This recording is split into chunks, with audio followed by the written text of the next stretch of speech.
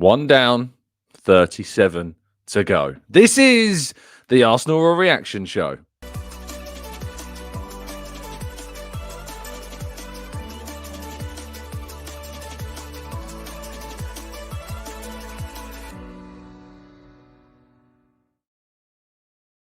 You know, sometimes introductions really are just as simple as that because Arsenal kicked off their Premier League season in the best possible way with a win. And sometimes it's less about how the win happens. And there were plenty of things to discuss that we will talk about, of course, today.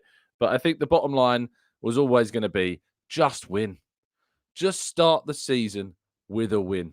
Just make sure you get those 3 points because if you don't, my goodness gracious me, the meltdown that would have ensued. So I am grateful this morning just because we won. And sometimes the simple things in life are the most important, and appreciating just those 3 points and appreciating the relief, the thrills, the enjoyment of the afternoon is so much better when you do. And in a title race, I feel like almost you're always just relieved at times when you win because in other seasons gone by, when Arsenal have been chasing top fours or, in some cases, top sixes, and wins were never a guarantee. You used to go into games not necessarily all that confident about getting a result. And now we go into every game almost expecting Arsenal to win, if not, feeling those we should be winning every single game. And that's the level that we've reached. And that is the level that we are at as a club. But sometimes I think you just got to, strip it apart and just look at the basics of it. And getting a win yesterday as Arsenal kicked off their Premier League season was very key indeed. Good morning to those joining us in the chat box live. Thank you for those that are catching up as well and listening on audio platforms too. Good morning, good afternoon, good evening to all of you. Jakob Blackshine, Sweating Merlot, Arasilki, Jim, Jose, Sablu, Odarile, Jamil, James, Shari, Idan, Rob, Steve, Maximia, Stephen, and Edison, Morgie, Tom. We've got plenty more of you guys and girls too. Thank you as always for tuning in. You are all incredibly appreciated. Please do, if you would be ever so kind, drop a like on the video. Help us to reach 1K every single day. These shows are the hardest. It has been proven time and time again that the Raw Reaction shows on a Sunday morning are tough. And I get it. I think people have been out enjoying themselves. People don't really fancy tuning into listening to a Arsenal live show at 8 a.m. on the most relaxing day, or what's supposed to be the most relaxing day of the week. So if you could really be so generous to drop us a like today, they are what is most appreciated of all the days of the week. So thank you to you all. Mouse Drink in the chat box has now been a member for 4 months. Thank you so much for your kind support. You are incredibly appreciated.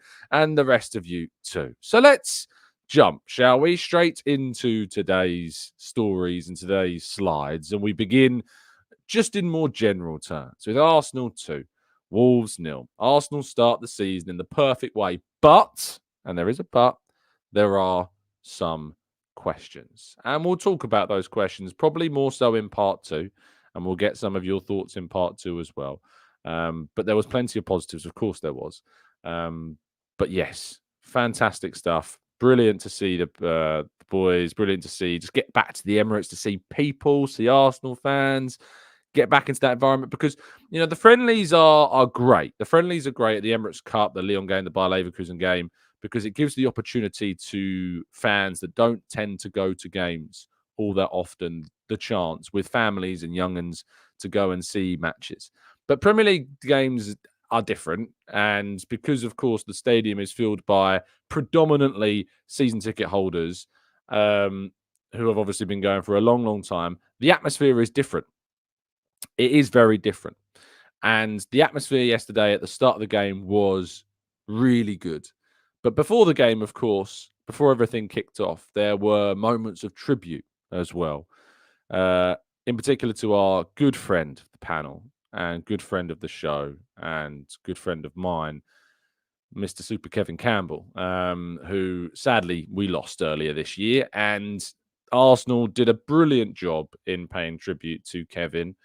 And, moments of silence, before games and having a moment to remember and reflect are important. But I have to say, I am far more of a fan of a period of appreciation. I don't know about you, but there are times, Remembrance Day in particular, where those periods of silence are important. But I much prefer a period of appreciation. You know, not only because I think in those periods of silence you always get, there's always some idiots in the crowd that take the opportunity to try and become the loudest person in the room, um, but also because I just think in a way it's nicer to show that noise, to clap, to cheer, to chant, to sing, and that came across yesterday as highlights of Kevin's career at Arsenal played on the screens. Super Kevin Campbell songs being sung. I saw videos of these going on in the concourse as well before the game and at halftime. And, our good friend of the show, Sophie, as well, who was there yesterday, sitting right in front of me, just in the little overflow section in front of the press box, was certainly taken aback by it, which then, got me quite emotional as well. And I know if Kevin is watching, he would have been, very, very, very appreciative to all of the kind support, noise, laughter, smiles, chanting, tears that were shared before the game. So that was wonderful. And kicked off the Premier League season in a touching and emotional and really positive way, actually. I think it's always important to talk about them in positive ways because they are emotional things. But yeah, it was good. Very good indeed. Anyway, let's go into the game. New striker. Nah. Nah. Do you remember yesterday I was saying to any question that was being asked, the answer to your question was always just quite simply 2 words. Kai Havertz. They were the 2 words that you needed. All you needed was those 2 words. And he delivered. Kai Havertz delivers. Now, I wanted a hat trick. And when he scored in the first half, I was thinking, oh, wouldn't it be great if actually he did? Because it was all, posturing and, just hyperbole in our previous show about, hat tricks, etc. But when that ball hit the back of the net, I almost turned to Kai next to me. I was like, that was Kai, weren't it? Just because obviously when you're watching a game and you're at a certain angle and the cross goes into the box, obviously multiple players go for the ball. So you're never really sure in this split second who has scored until you then see the celebration and the player running away. And then obviously with the screen in front of me, I get the benefit of seeing the replays as well. But it was like when that cross went in, it was like every ounce of my being was willing him to be on the end of that cross. And it was what I would describe, and I know a lot of other people have described as well, as a centre forwards goal. That's what it was. It was a centre forwards goal. Right place, right movement, right finish at the right time in a point in the game where Wolves had been threatening. And especially in the first 5 minutes, Wolves looked good. But Arsenal had this period of pressure where they created a number of opportunities that they weren't taking. And then that is when you need your player to step up. And Havertz did that. And this is why I just believe that all of the whole striker transfer mess that you see online and that you see debated and you see in these morning chat boxes, when really the market is not forthcoming with the options in a market where financially Arsenal, we've already been told, aren't going to go out and spend, Declan Rice level money on players. We've got a player that we've invested big money in. We've got a player that in the last 6 months of last season was stellar. And at the start of last season was in a phase of transition, was in a phase of scrutiny, was in a phase of being written off by our own supporters so early on just because they didn't like him and didn't like this signing and thought we could have spent the money better. He proved them wrong in the second half of the season to a degree. And of course, we'll aim to do that during this part of the season as well. And if he continues on this run and if we continue to see him score, he, of course, will, I think, win over nearly everyone. You're never going to win over everyone because some people sounded too proud, but nearly everyone is going to get won over by Kai Havertz and playing at centre forward. There were questions. Should we play him in midfield? He had a couple of good games in midfield, but Yeah, he's good at centre forward. And of course, it wasn't only just a goal that he managed as well, because Bukayo Saka absolutely on this day delivered too in a moment where we desperately needed that second goal. That second goal was needed, because I felt as though if we didn't get it, we were panicking. I'll come on to the way in which we dealt with the game and the overall feeling of the game as well, and the mistakes shortly. But it was in a point of the game where there was nerves, the crowd were a bit anxious, a bit agitated, and Saka needs these moments here. These moments where, where we've been saying that Arsenal don't have a match winner. Arsenal don't necessarily have those players that are like the De Bruyne's that will get a goal out of nothing. And this goal did really come out of nothing, because there was a little foul in the middle of the field. Havertz gets the quick free kick given to him. He drives forwards, times his pass to Saka in the right way, right time, right place. And Saka then just takes over and does what Saka does. And the answer is that, yes, we do actually have match winners in this team. And Saka is definitely one of those players. I believe that Odegaard can become one of those players too. And Havertz as well, to a degree, I think also has the potential to become that player. But Saka was a nuisance all day for Wolves' left-hand sides, cutting inside, driving onto his right foot, had a header, of course, that he probably maybe could have done slightly better with. It's an area of his game, actually, area that I think he's gradually improving in as well.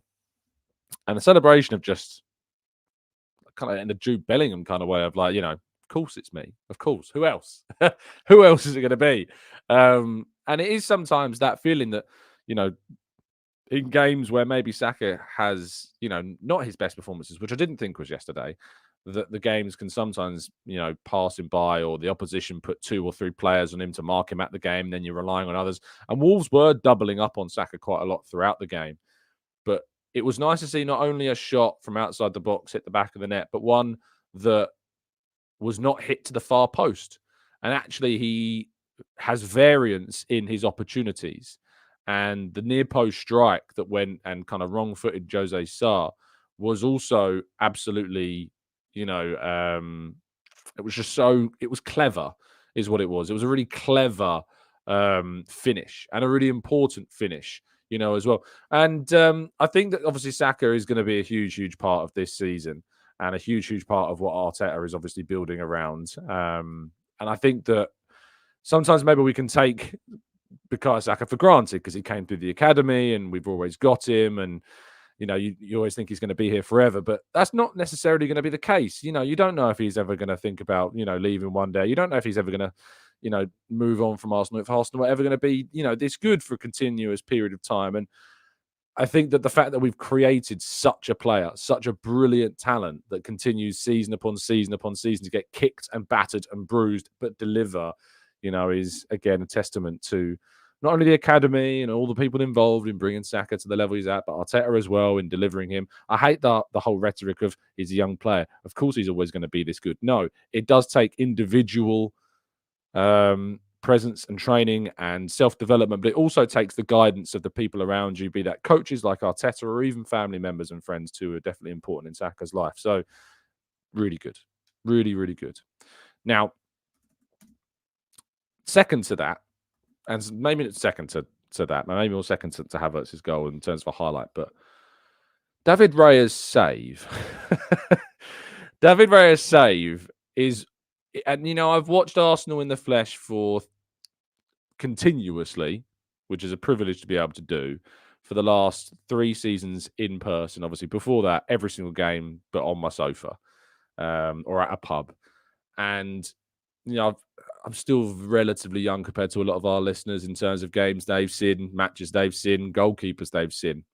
This was one of the best saves I've ever seen. And some people disagree with me on this. I put a tweet out yesterday saying this was one of the best saves I've ever seen, period. And some people are like, really? As in, like, I've seen better saves than this. Now, some people like saves that goalkeepers spring like a cheetah across the goal from one side to the other and tip the ball round the post. And I love those saves too. Some people love a scorpion kick, save, and these types of things. I love a reaction stop.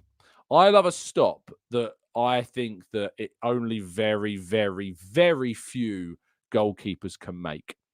I love those types of saves because I think they're the saves that separate the goalkeepers at the absolute elite level from the goalkeepers that are just professionals who I think a lot of goalkeepers can spring from one side of the goal to the other and tip a ball around the post, you know?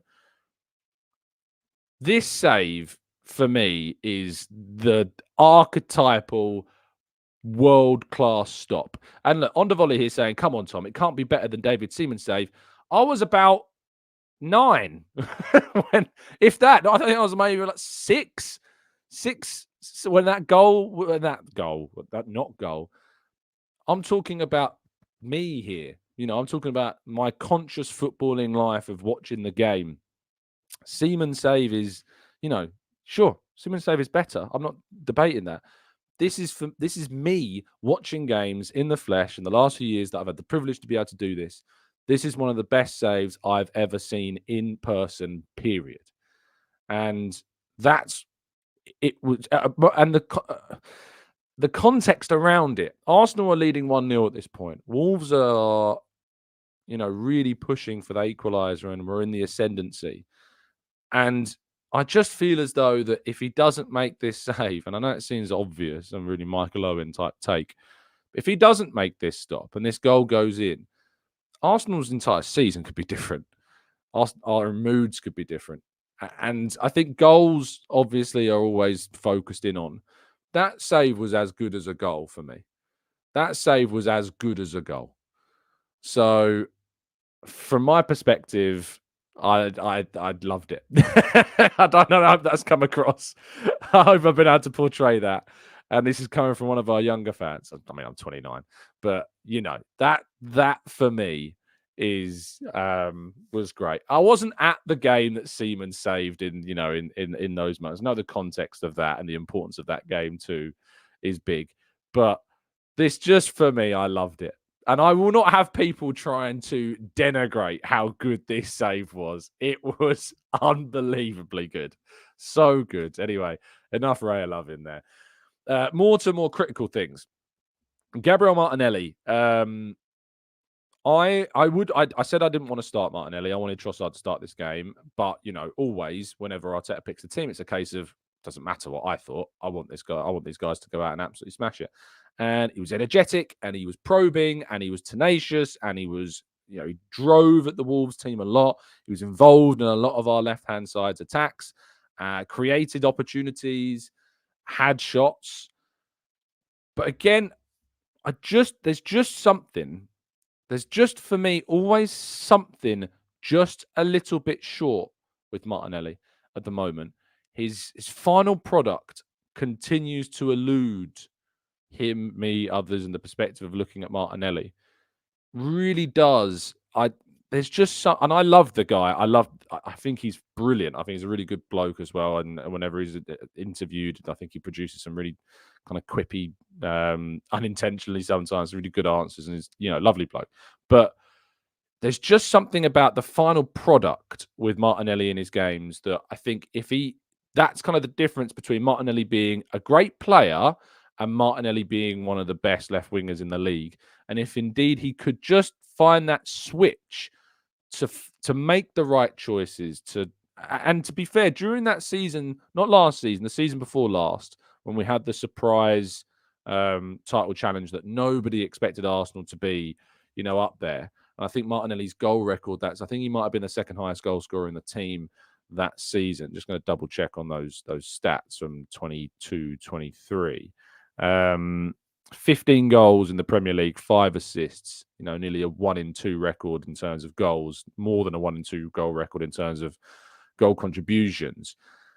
That season, he just hasn't yet been able to reach that same level of confidence.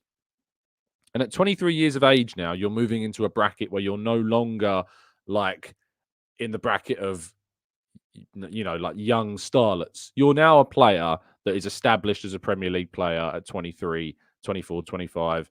You're in this is the next phase before your prime years. These next 2-3 years before you, I mean, people misconstrue the whole prime years. People call prime years like 27, 28, 29. It's not. If you actually have a look at an article that was done by The Athletic, winger prime years tend to be 24, 25, 26.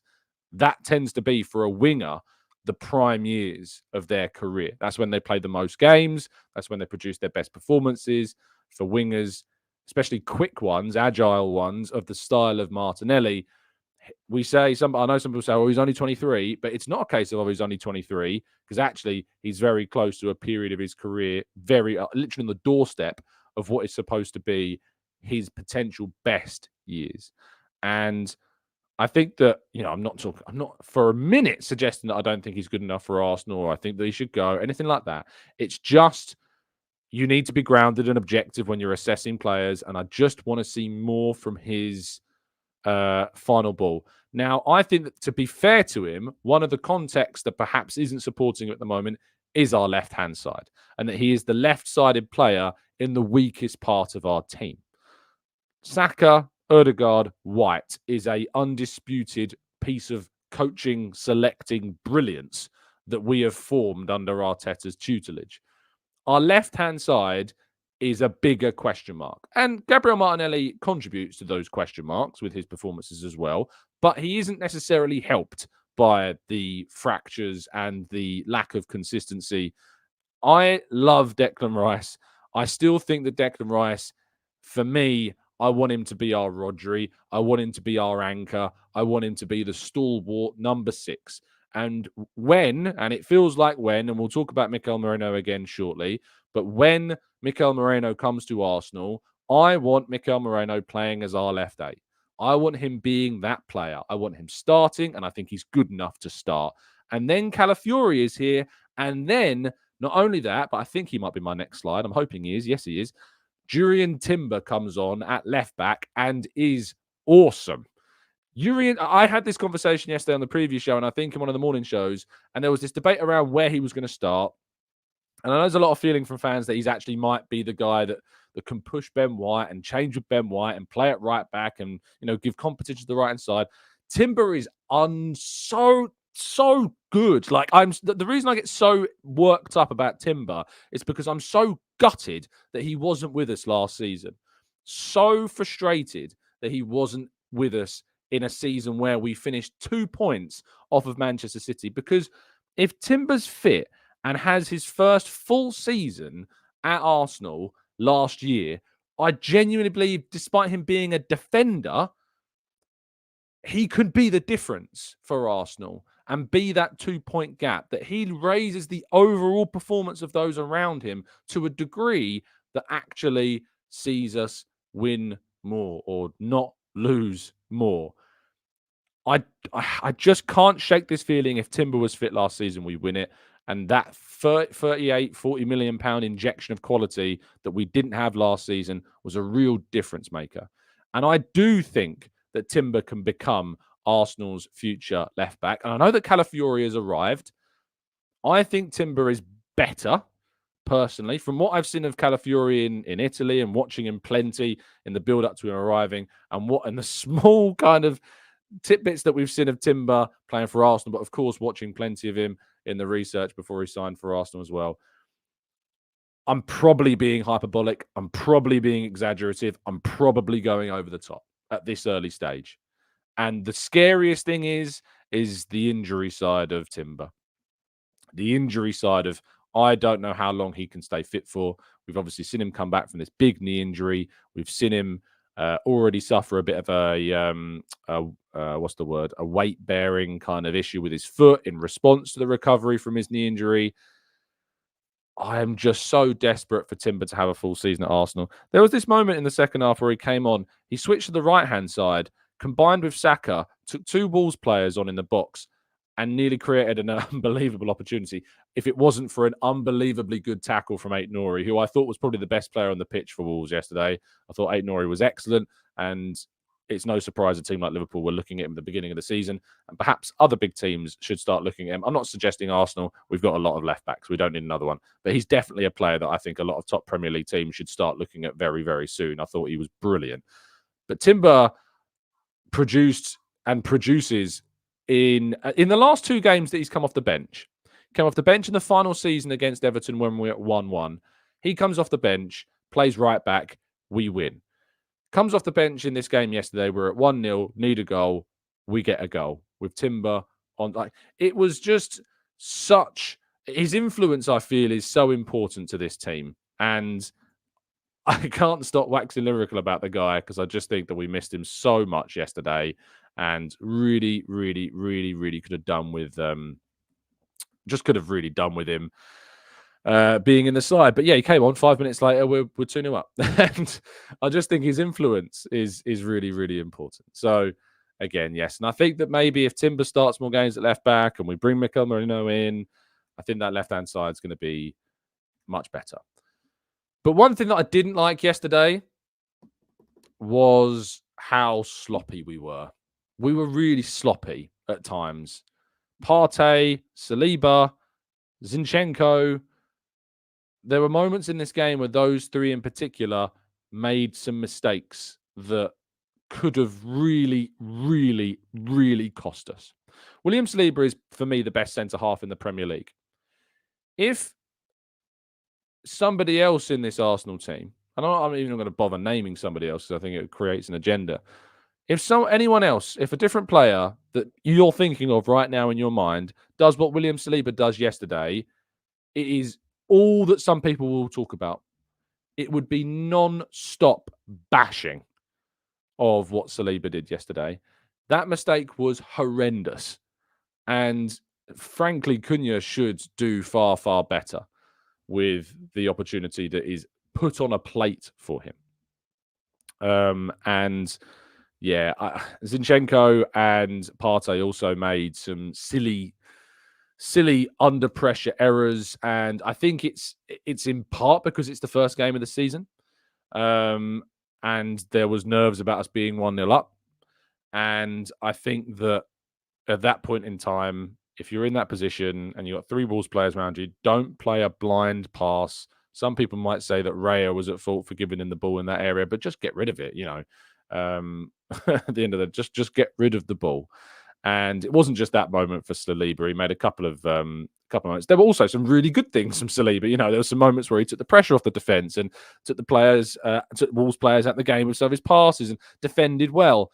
So people want to focus on mistakes, and I don't want to do that. I want to highlight them, but I think it's important to also balance that with the good things that they do. Partey's first half was okay. Partey's second half was not good.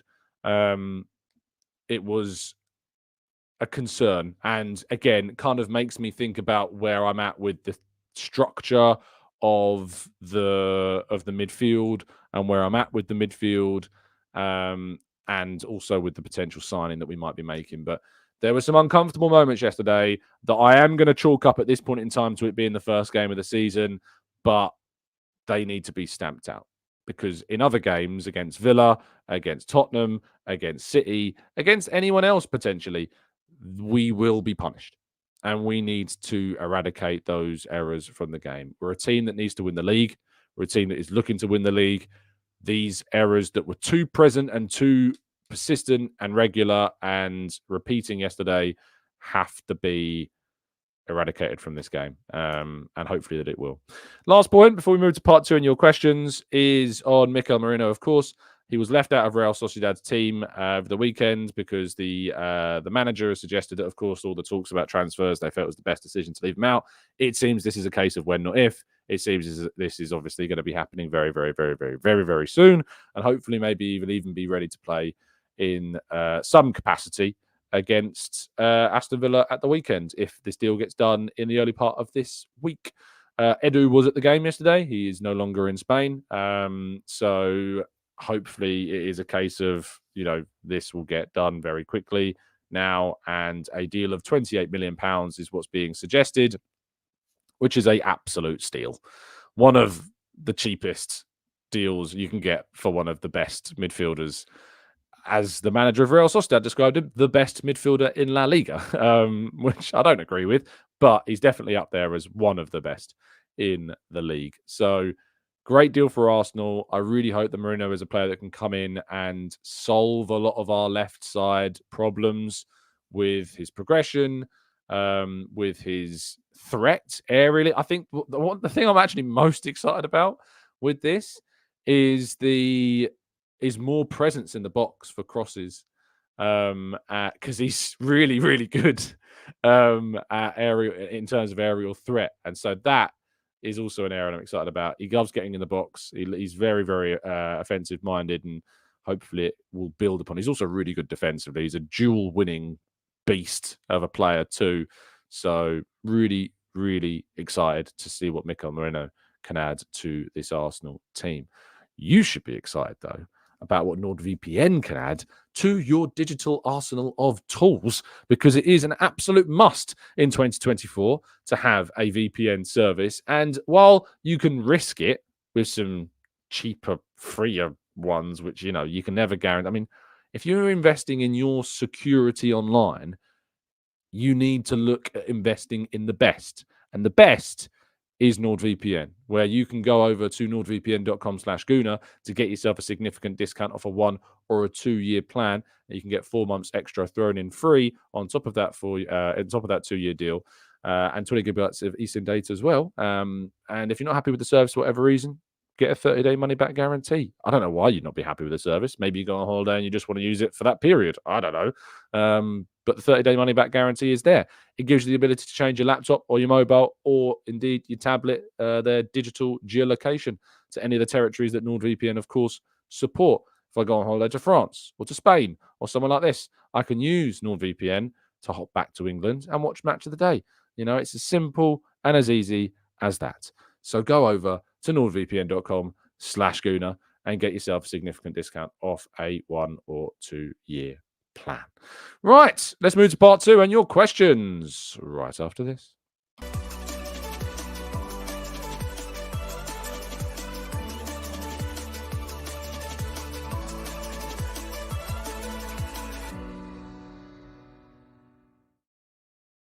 Okay, this is part 2 of the show where we jump into the chat box and tackle your questions and more. If you haven't done so already, please do drop a like on the video and subscribe to the channel if you are new around here with those notifications turned on so you never miss a show. Please do help us out. Sundays are tough. They're real tough, and we don't want to lose this streak. We don't want to lose this record. Just have a quick check, actually, because I don't think I've even looked at YouTube. How did we do yesterday? Yeah, we did it. We smashed it.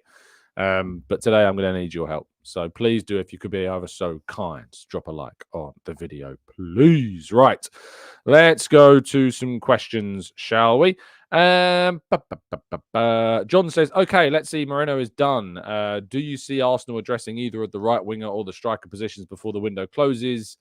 Striker, no chance. Don't see it happening. Winger, maybe. And yesterday I felt like we needed something extra. I felt like we were missing another winger to come on, because Saka came off, Martinelli went to the right, Trossard came on to the left. I like Trossard. I would have actually started him yesterday. But, yeah, we need another forward. We need another winger. We need something else. We need more. We need more firepower in our wide areas. And it doesn't come from Nketiah. It doesn't. I like Nelson, but I don't think it's necessarily going to come from him either. He just doesn't get enough consistent minutes to be able to get up to speed and make enough of an impact. So, for me, I think we need another winger to give us that feeling of, comfort, security, and to give Saka a rest at times as well.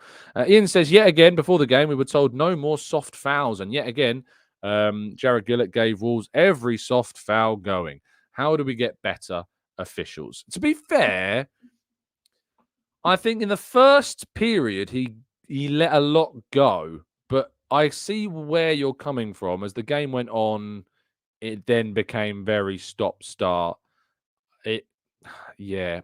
I guess one thing I've not talked about was the arguable red card. If you don't win games, you end up talking about penalty calls and red cards a lot more. But when you win games, you don't really talk about them. The Mosquera stranglehold on was it Mosquera? I think it was. Yes, on Havertz. Was that a red? Because I feel like it should be a red. He tries to play off like he's kind of using his arm and he's putting it down by accident to kind of, hold himself up.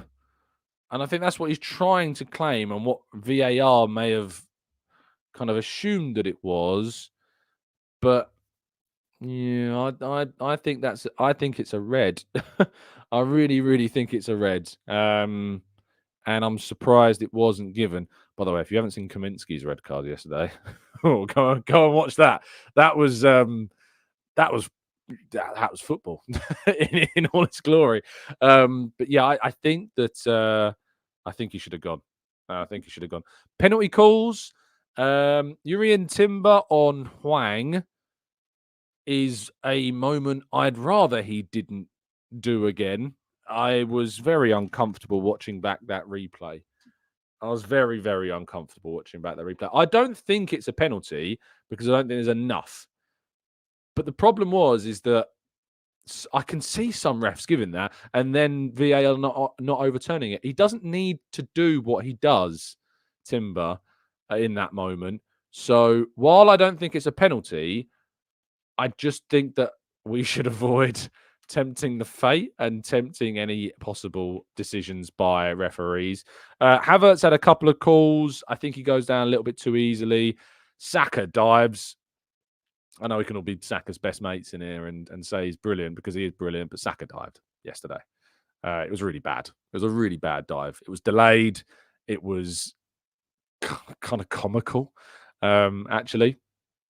But yeah, Saka dived yesterday, and I don't want to see that. I really, really don't.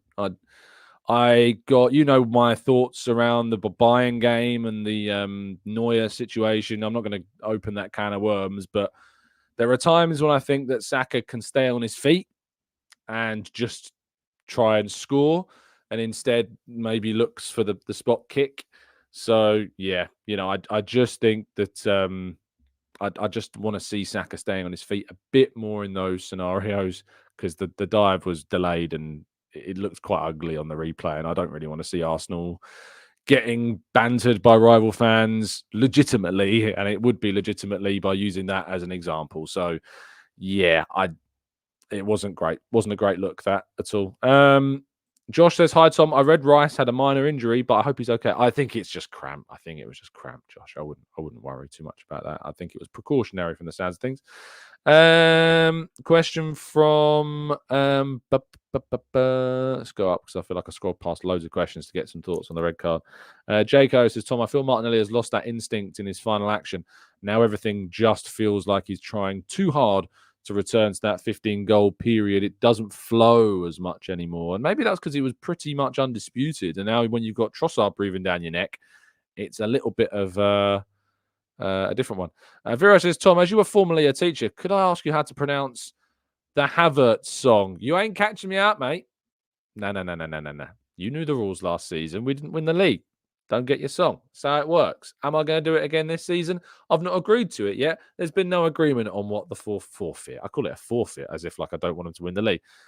On what needs to happen. And that will emerge throughout the course of the season. We'll see how it goes. I'm not starting anything now because if I say things like, oh, if we win the league or do this, you start saying about winning the league a game into the season. So, we're not going to tempt fate there.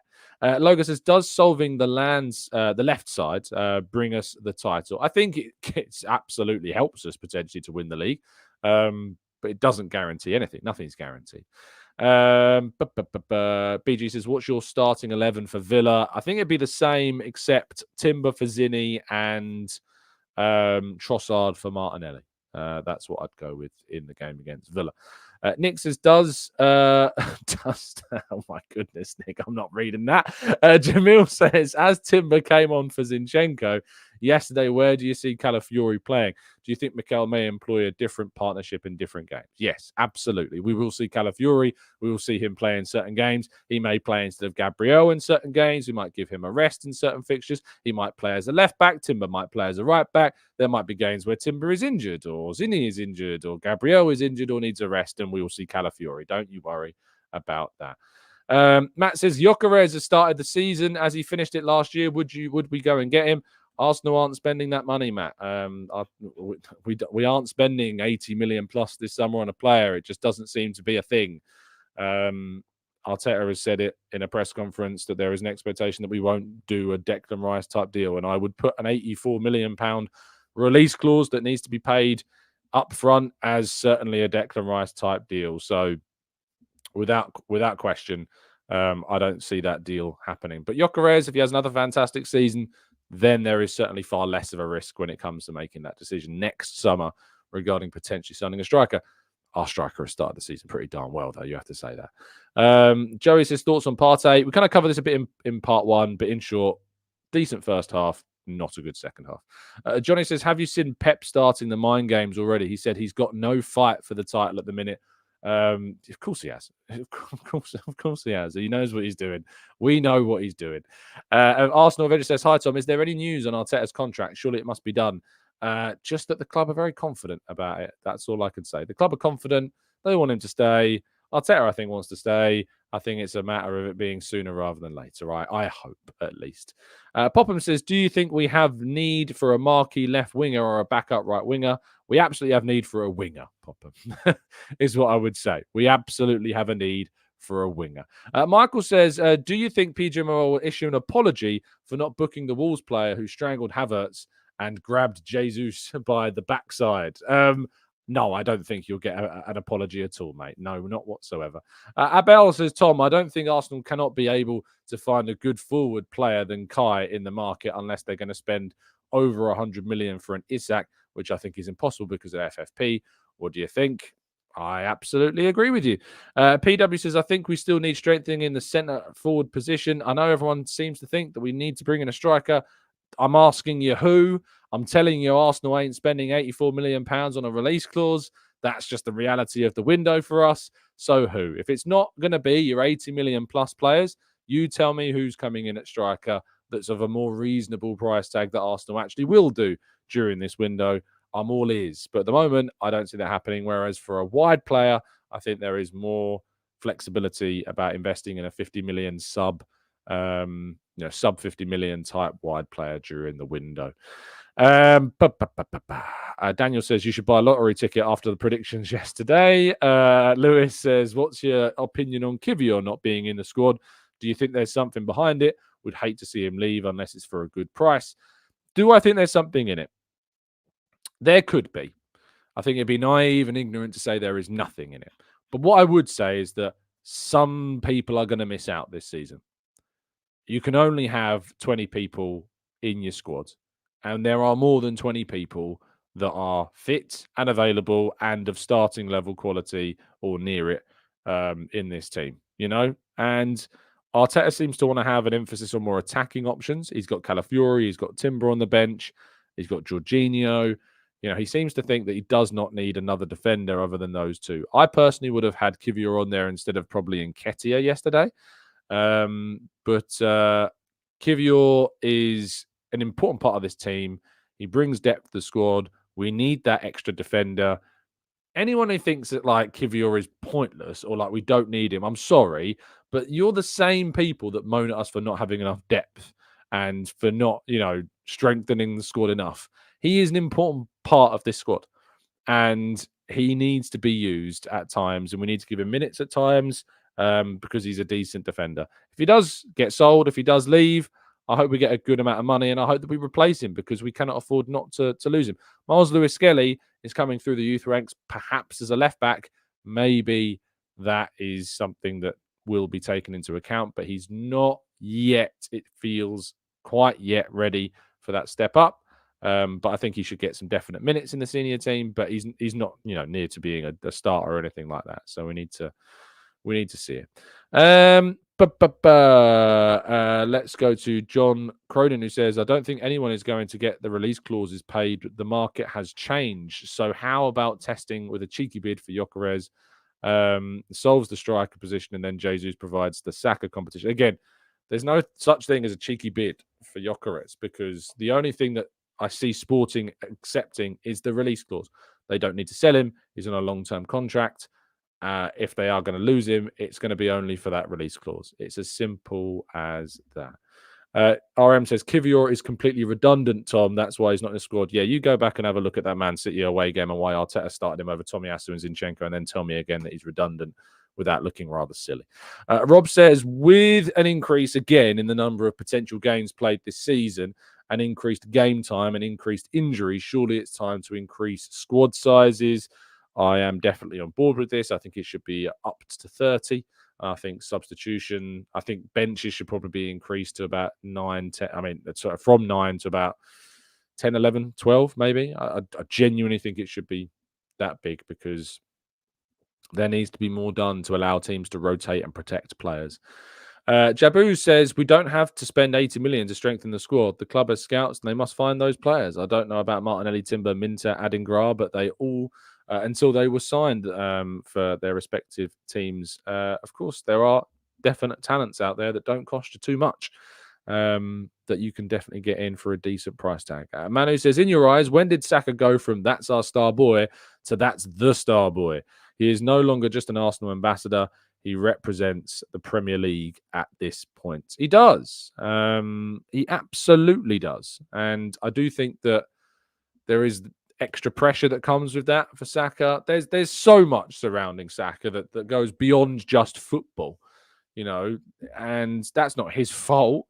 That's just his reality. And I hope that he continues to get the love and support that he needs, and the support in particular, not only just like from fans, but I mean support from like a mental side of things as well. I think he needs good people around him, and I think he has good people around him, and that's going to be really, really key for him. Right. Thank you so much for tuning in and listening. Appreciate your time as always. Please do drop a like on the video and subscribe to the channel if you're new around here, with those notifications turned on so you never miss a show. Thank you so much for tuning in. Appreciate your support. Bakary Lasagna has been a member now for 20 months. Amazing. Sam Trester's been a member now for 45 months. Incredible. Closing in on 4 years with us. And Sam says, when people will undoubtedly say your defense won Raya that golden glove at the end of the season, we can point to saves like this and say otherwise. I think you're absolutely spot on, Sam. Thank you for listening. Have a brilliant rest of your Sunday. Enjoy it. Stay relaxed, stay chilled, stay enjoying, hopefully Chelsea doing us a favour against Manchester City. I'll be back with you tomorrow morning, bright and early, for that transfer show, of course, rounding up all the latest Arsenal transfer news from the weekend. And stay safe, stay well, stay happy, respectful, and as always, up the Arsenal.